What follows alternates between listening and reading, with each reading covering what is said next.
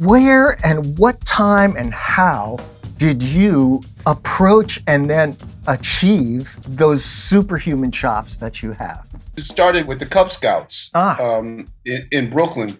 In the community, there was a church.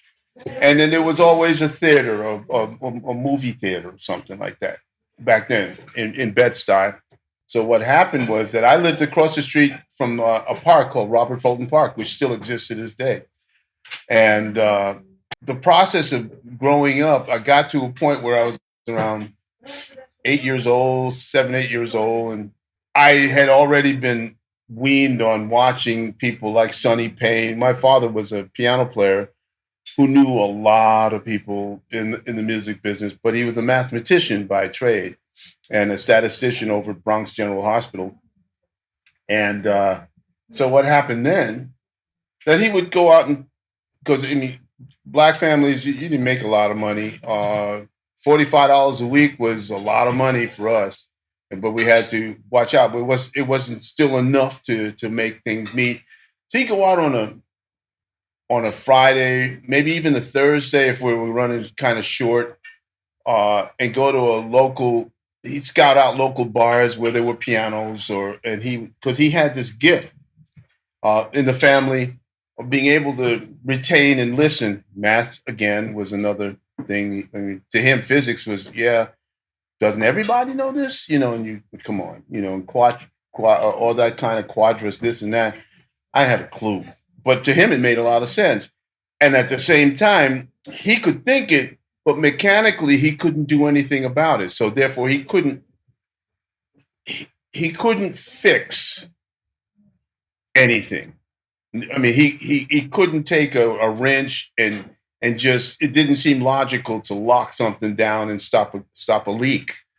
Yet he could say why it was leaking and how many pounds of pressure were going on. And all of that made sense. So in the process, in the middle of all of that craziness, he could listen without ever having taken one lesson on a piano. Whatever anybody played, anybody. And he loved Stan Kenton and he loved Michel Legrand. This was in the days of the Columbia Record Club. So we would get, or Brubeck, and he'd play all that stuff by rote. So, Blue Rondo, All-Eteric, it all made sense to him, but nobody else, he was like, do that, do that, the take 5-bit, and all of this, that all made sense to him. And I hear this. Plus, so this is my dad playing live.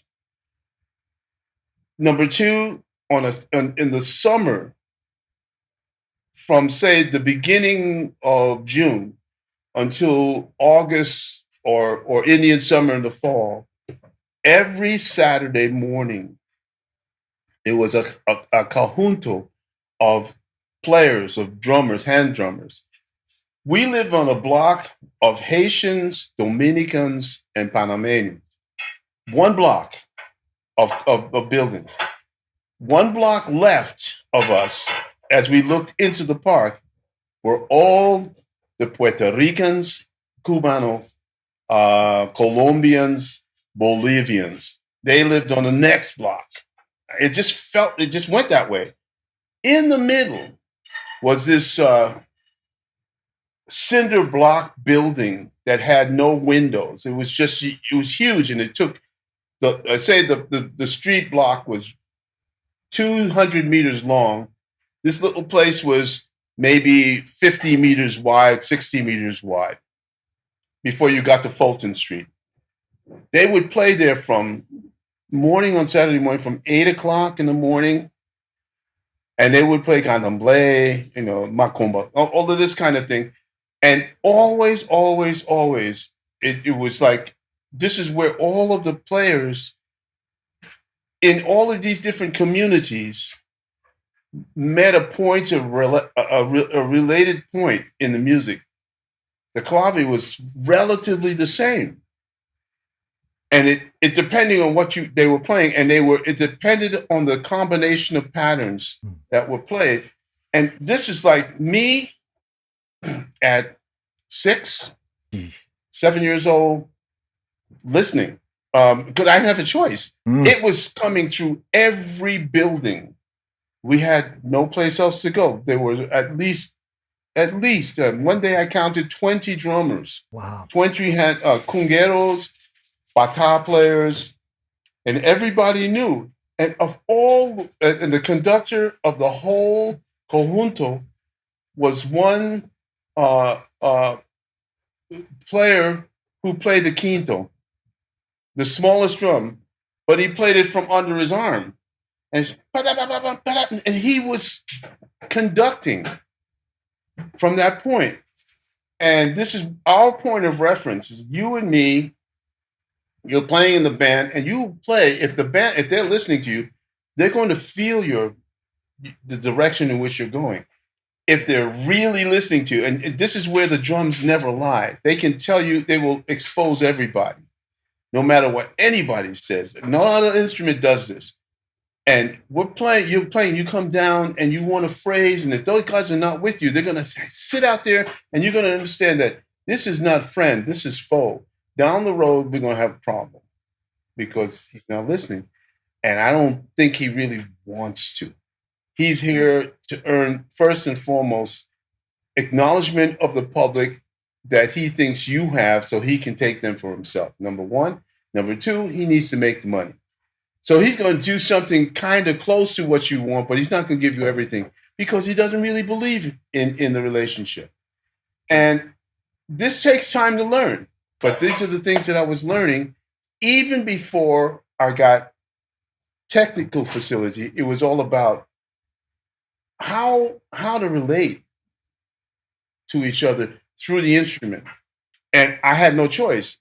I saw it happening. When I would watch, say, on the Ed Sullivan Show, the Count Basie Band, they'd have 17 pieces maybe, and the drummer, Sonny Payne, was playing on one 22-inch bass drum, one snare drum, one 16-inch floor tom, a ride cymbal, a crash cymbal, and hi-hat.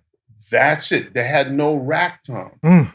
And he was driving the band crazy. Yeah. And all he was doing was blending into the band. Mm. And when he played those fills, and it just, the band was like levitating, man, and it continually. And it was like, it's something you realize that band been around for a long time. And that's how groups got better. But I still didn't understand that until I got into Horace Silver's band, in '68, and that happened to us. And that's the first time that I ever experienced an outer body experience where I could watch myself play on the bandstand, and it scared me to death. I mean, I thought, oh my God,